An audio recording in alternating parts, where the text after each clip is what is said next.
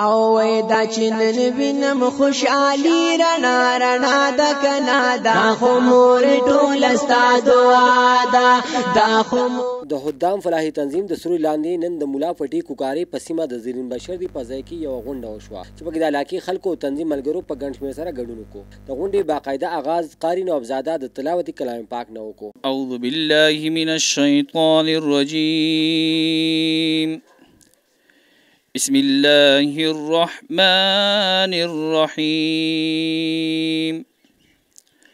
الرحمن علم القرآن خلق الإنسان علمه البيان الشمس والقمر بحسبان والنجم والشجر يسجدان والسماء رفعها ووضع الميزان ألا تطغوا في الميزان وأقيموا الوزن بالقسط ولا تخسروا الميزان صدق الله العظيم. د تلاوت کلام پاک نه وروسته د خدام فلاحي تنظیم چیرمن محمد اسحاق کاکو جان د راغلو خلکو شکریا ادا کړه او ویل چې موږ د انسانیت خدمت کوو که چېرې تاسو موږ سره په دې کې مرسته وکړئ امید لرو چې موږ به د علاقې له ډېر څه وکړو. د کومې نه ډېره مننه او شکریا ادا کوم چې زموږ په معمولي وینا تاسو مونږ ته په دونه اخلاص او په مینه باندې حاضر شوئ.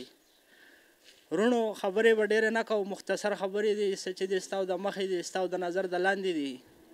حقیقت دی چې څه لګیا دي مونږ څه کوو صرف د الله د رضا دپاره یې کوو. د انسانیت خدمت دی، خدمت خلق دی، هر انسان له دا اخلاص پکار دی. نو چې دا ستاسو مرسته شي زموږ سره، ستاسو اتفاق شي، نو انشاءالله د علاقې له به موږ سره ډېر خیر ښېګړې داسې کارونه وکړو. انشاءالله تر آخري ساه پورې حاضر یم چې څونه ژوند یې زما انشاءالله ما تاسو دپاره وقف کړی دی. لوی وړوکي له زه لکه هېڅ هم نه یم وروڼو، زه به تاسو ته دا نه یم چې زه هغه یم یا دا یم یا زه دا کولی شم یا دا، زه هېڅ هم نشم کولی. یو انسان هم نه دی، هېڅ نشي کولی. تاسو زموږ نه ښه پوهئ، زموږ مشران یئ چې د الله پاک حکم نه وي، مونږ د دې خپل ځای نه نشو پاسېدی. هر شی الله پاک کوي. زه به تاسو ته په لنډو دا ووایم، مونږ له یو اتفاق پکار دی، یو مرسته پکار ده ستاسو. نو انشاءالله هر شی به مونږ له الله پاک وږي. خدام فلاحي تنظیم کوکارۍ سوات د خپلې علاقې ته راوړی یو سنگ بنیاد یو تاسو ته ښودی دی.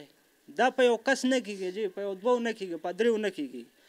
دا ما تاسو ته یو سنگ بنیاد ښودی دی، دا به تاسو جوړوئ، زما مشران به یې جوړئ، زما کشران به یې جوړئ. دا ماشاءالله زما نه ښه پوهې دي او دا ما دې ته یو بنیاد ښودی. دا که وګورئ په هر علاقه، په هر ملکونو، په هر هېوادونو ما کتي د دې نه خپلو خلکو ته ډېره فایده وي، ډېر څه ریلیف وي، ډېر څه مراعات وي لکه مونږ کتي دي. خو نن به زه دا ووایم چې زمونږ غټه بدقسمتي دلته څه ده؟ بې اتفاقي ده. یو مونږ له اول اتفاق پکار دی، یو اخلاص پکار دی، یو مرسته پکار ده. نو انشاءالله چې دا خدام فلاحي تنظیم به په هر ملک کې انشاءالله معروفي وي. د علاقې مشرانو هم د کاکو جان د کارونو ستاینې وکړې او د هر قسمه تعاون یقیندیاني یې وکړه. په دې زموږ د کوکارۍ کې تاسو د ناظمان او ممبران دا ټول په تاسو لیدلي که نه، هغه خو د خپل خیر دپاره لګیایي او دې ټنځای د قوم د خیر دپاره لګیایي. موږ خو به صرف یو سړي ته یو ځای ښیو، البته په هغې کې منډه موږ نه شو وهلی. نو دا کار چې ده په سر اخیستی دی، ورسره تاسو مرسته کړې ده. د دې دا کم چې موجوده کسان دي، د هغه کسان راغلي دي چې کم په دې کې والنټیر دي، هغه یعنې ښه په ایماندارۍ سره راغلي دي، دا د سره هر وخت ولاړ دي. که چېرې زموږ د علاقې خلک د داسې تنظیمونو ملاتړ وکړي نو امید لرو چې د دې علاقې په غربت کې به تر ډېر حده پورې کمی راشي. صمد انجم، پاسون نیوز، کوکارۍ سوات.